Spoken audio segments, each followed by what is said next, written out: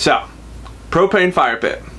This is something I've wanted to do for quite a while, and so it's good to finally get a chance to try it out. I think these things are awesome. You see them at bars and restaurants everywhere, but the problem is when you actually see them for sale, they're like $600. And I think that's probably the low end. I think a $300 one you can find at Target is essentially like an end table. And then they have a propane tank sitting right next to it, and it looks terrible.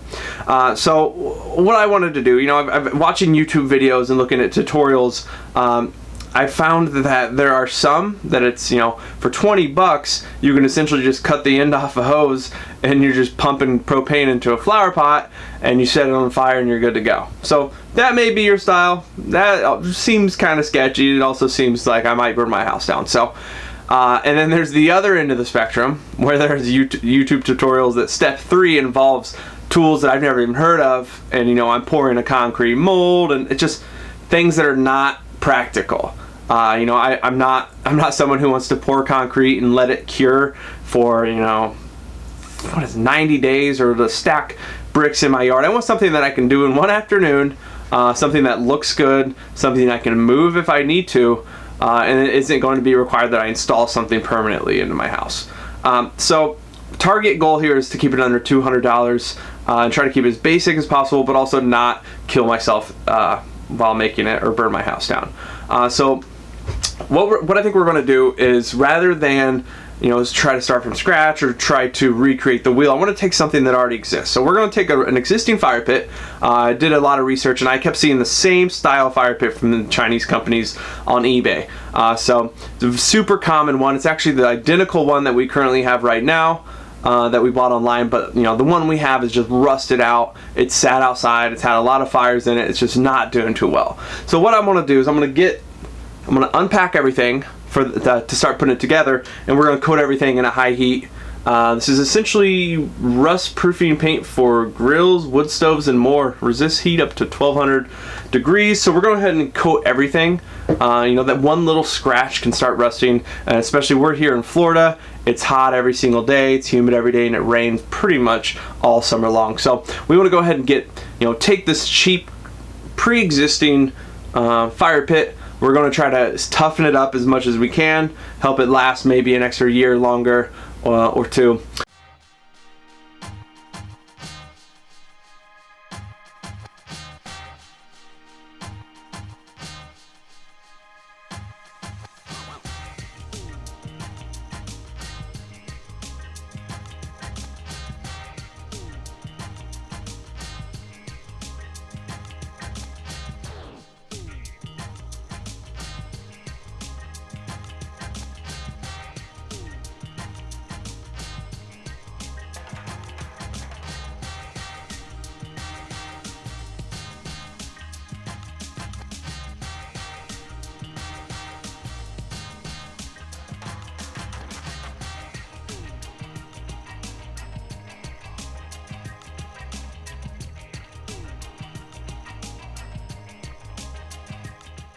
So the assembly for the burner itself is going to be pretty easy. I have here, this is black iron pipe.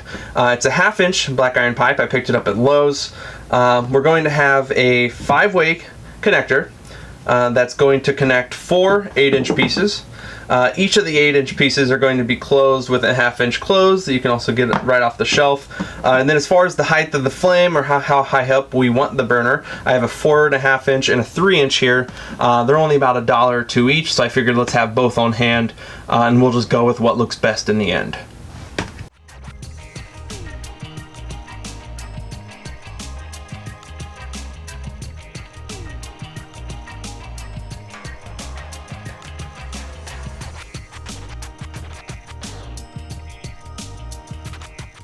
All right, so we have the burner put together. So we're honestly just about there. Now we need to start focusing on getting the gas up and running and then getting this installed. One item I wanted to go over, this is completely optional, but this is something you may decide to do, but this is called an air mixer. And what it is, it came like this. I want to say it's a 1/2 inch air mixer. And what it does is it allows oxygen to mix in with the gas as it comes, kind of funneling in extra oxygen with it to make the gas run a bit cleaner. This is something you don't need to use. You can just run the propane directly into it, but from what I hear, this will make a better flame and a bit of a cleaner flame. I believe this was probably about $20–25, so if you do want to cut back on your cost here, you can skip this. It'll be super easy to reinstall down the line, so if you're cutting anything out, let it be this. Alright, so here's a bit of a closer look at the air mixer. Again, this is completely optional. It comes in several pieces. I believe this is actually 3 pieces, but the air will come in this end and it'll go out that end. So on this side, you're going to have your propane tank. On this side will be the burner, somewhere down the line. You want to keep it they say online you want to keep it far enough away so that this gas doesn't ignite. But the gas will come in here. You can see these holes going all the way around. Those holes, as you can see, the gas comes in, and as it passes past those holes, it's going to pull in air from the environment. And if you flip around, you can see that all 6 of those holes are surrounding the center hole where the propane is going to be going to create that gas-air mixture. Don't know if it's similar to how a car mixes gas with air before it ignites, but they do say that it'll make a cleaner flame and hopefully a bigger flame. Okay, so now we can go ahead and move forward with the final hookup here. So we're able to put our mixer. Make sure that if you are using a mixer that you put it going the correct way. The gas goes in this way, so we will want it going that way. Go ahead and screw it right on it, right on there. And then this is a 1/2 inch to 3/8. 3/8 is the propane size. So it's a 1/2 inch to 3/8, and it's going to be our shutoff valve.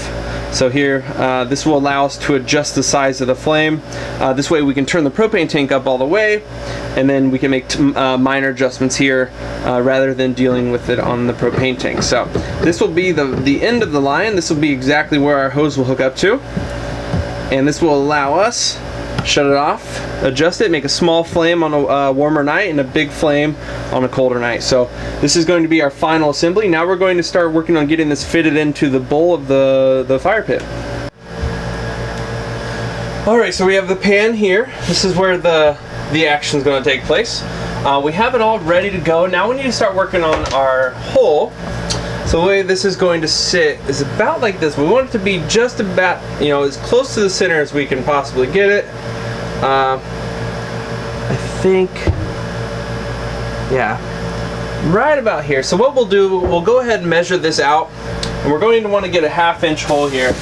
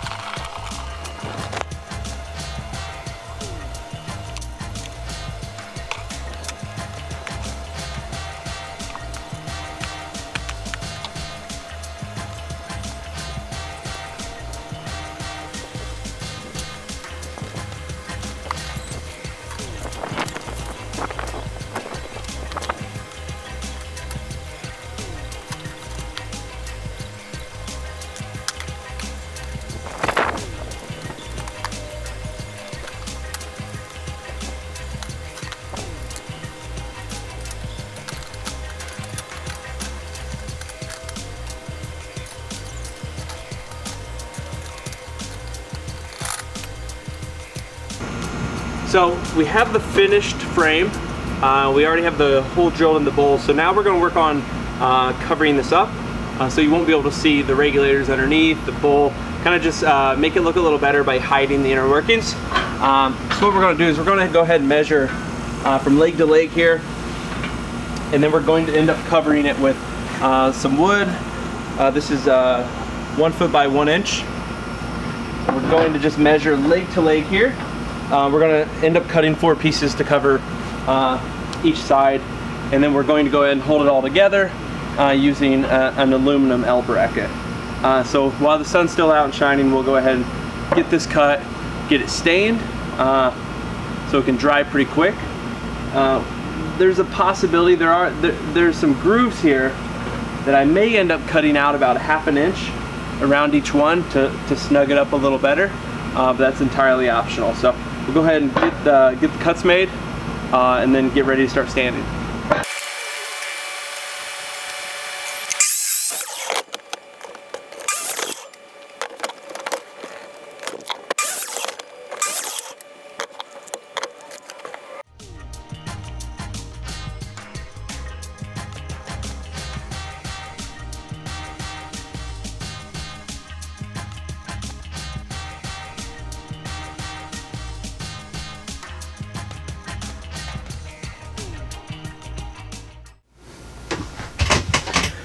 Alright, well, we have a coat of stain on the wood drying right now, so I wanted to come back to the burner. So we put it together, we got it fitted up, so now let's go ahead and move forward with drilling the holes in it. So go ahead, we want to know exactly which part of each pipe is going to be on top. So let's tighten everything as tight as you can to know that it's not going to rotate if you tighten it a little more.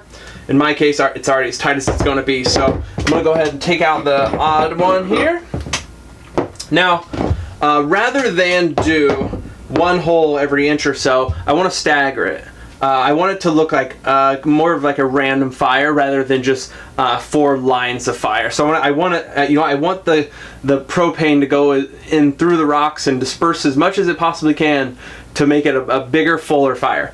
So what I found works is taking electrical tape, and you're just going to take it and lay it as straight as you can across the top of the pipe, just like so. Doesn't have to be perfect, but what this does, this will give you a guideline to follow. So then I'll run through here, and I'm going to go on each side of the pipe. I'm going to mark. I'll probably do every 1/2 inch, and I'm going to alternate back and forth. Go through, do with my punch, and then come back through and going to start drilling.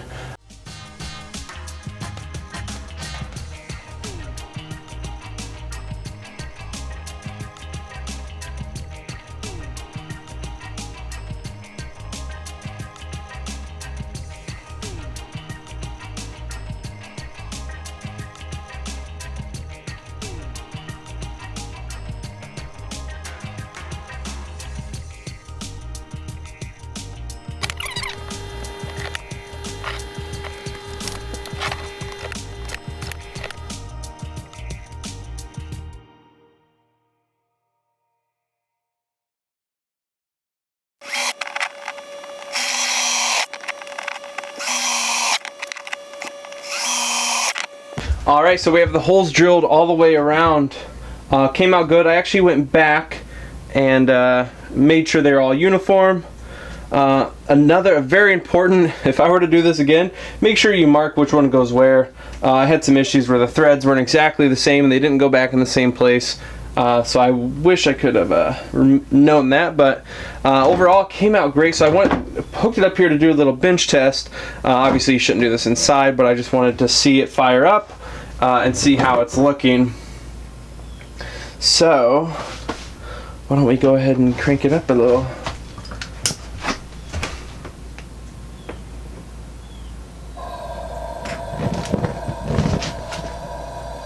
Looking good.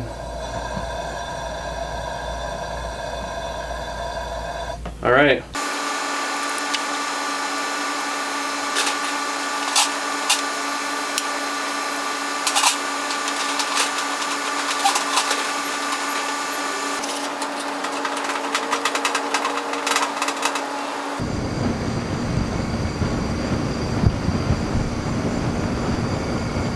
Alright, so the test fire went awesome. Everything's burning exactly like we want it to, nice and spread out. So it's only going to get better actually once we start adding in some stuff that's going to disperse the gas. We're going to be using lava rocks for the most part. You can buy these at Home Depot, you can buy these just about anywhere. They're very, very lightweight, almost like pumice stones that are essentially perfect. They're heat rated for that. I am going to line the very bottom of the one I'm making with some fire bricks, just because I had 2 of them, but that is by no means required at all. I'm never going to use them for anything else. So what we're going to do, we're going to fill it out now with the lava rocks until the top layer, and then I have black glass here. This was from Amazon. It's kind of pricey, but it has a really nice look, nice sleek look. You know, you can rinse it off before you use it and it just looks perfect. You can always light it with a lighter, you can always use matches, but what I'll most likely opt to is I picked up this replacement grill ignition, and this is from, I think it's Weber, but it's like $5, and you push the button, and every time you push it, it generates a spark in there. The way it works is one of these is ground, one of them is positive, so in this case the metal housing it's in is actually the ground. And if you can actually see, there's a this right there is where the spark's coming from. So every time you push the button, it's going to spark against the metal case it's in. But the beautiful thing is that since we're using iron pipe, that we could simply ground it on the iron pipe itself, and then pull out the sparker here, and we're going to be able to lay it right by one of the openings. That way, right whenever we push it, it'll spark right next to where the gas is coming out, and we should get a spark every time.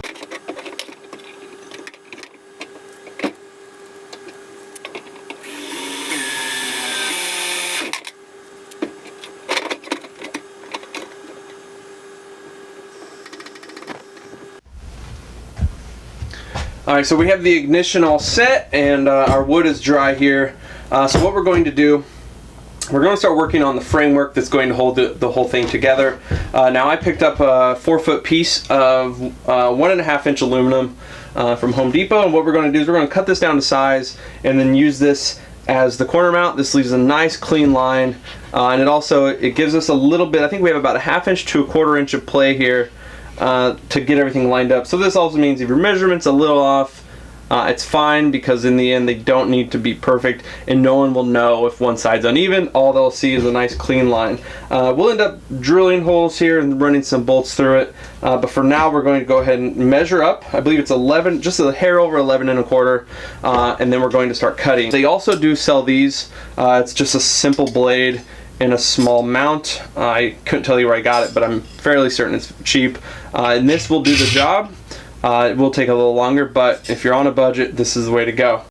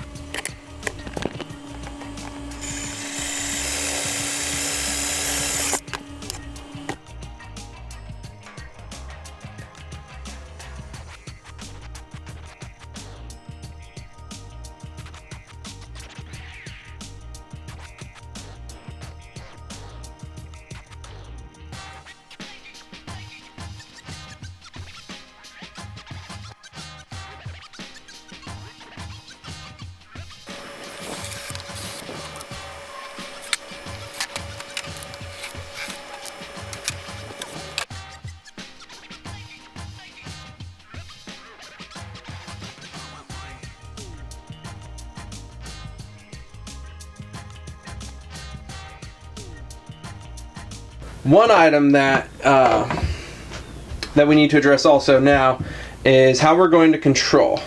So currently our assembly has a knob that you can turn, but what I would like to do, I mean, and this is, you could always reach under it and make that adjustment, or even make a small door, but what I'm thinking of is to remove this and then control this, you know, through the wall. So this will be hanging underneath, and then underneath the fire pit, and I'm hoping to have something that can come in and interact with it. And what I'm thinking is going to probably be, you know, the best option. This is a 3/8 inch threaded rod, and then that way we're able to make a threaded hole on the side of the wood, and then we can come right in here and fit snugly around this. So I'm going to need to cut out the majority of the tip here so we can fit on snugly. So I think our magic number here is going to be 13. That'll give us a little wiggle room. So I'm going to go ahead, measure out the 13 and give it and cut it. Now these are going to be perfect for the wood. And what's going to happen is, you know, they get hammered into the wood. You drill a small hole, then hammer into it, and then the threading goes perfectly through. So that way we'll be able to feed. We will be able to feed the rod directly through it, giving ourselves just a nice secure system that's not going to wiggle around, and it should feel just as good as when you turn the original knobs.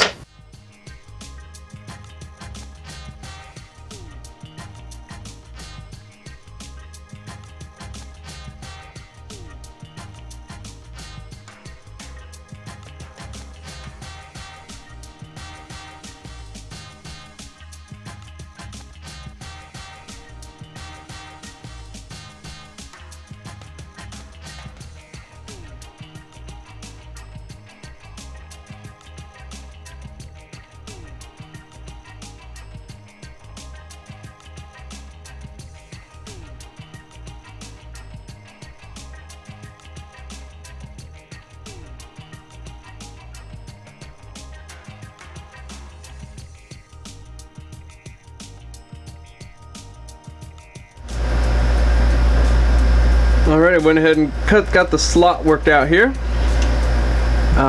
It was starting to get a little thin and a little sketchy towards the end there, so I went ahead and took a little bit out of, I went ahead and thinned down the valve just a little bit, just enough, so we now can go ahead and test it out. Alright, so it fits right on. And again, we're able to put our knob on the end here, but we can go ahead and give it a twist.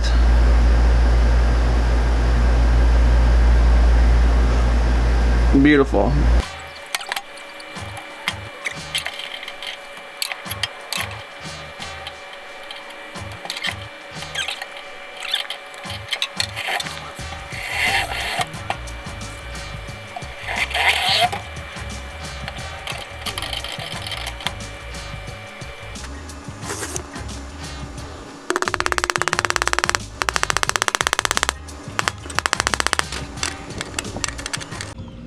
So it's a little loose here. So to get it to stay, we're gonna use a wing nut. So it gives some more to work with out there. But if we tighten this, we should be okay.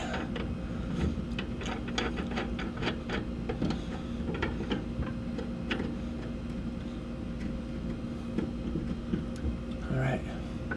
So now there's nowhere for it to go besides to turn.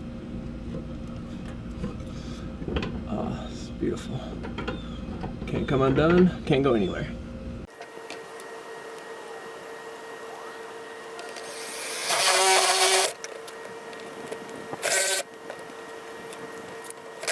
I ended up drilling the hole for the grill lighter right above where the rod goes, since I knew I had clearance there.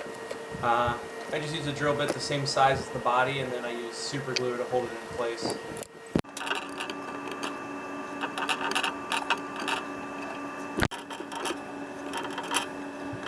Once I ran the wires, I was able to ground the grill lighter onto the underneath the wing nut, so that anywhere on the pan or on the wrought iron, it would be able to generate a spark.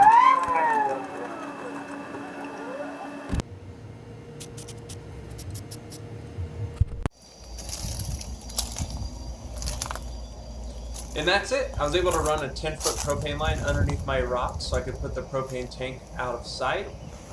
We really love it, and it works like a charm.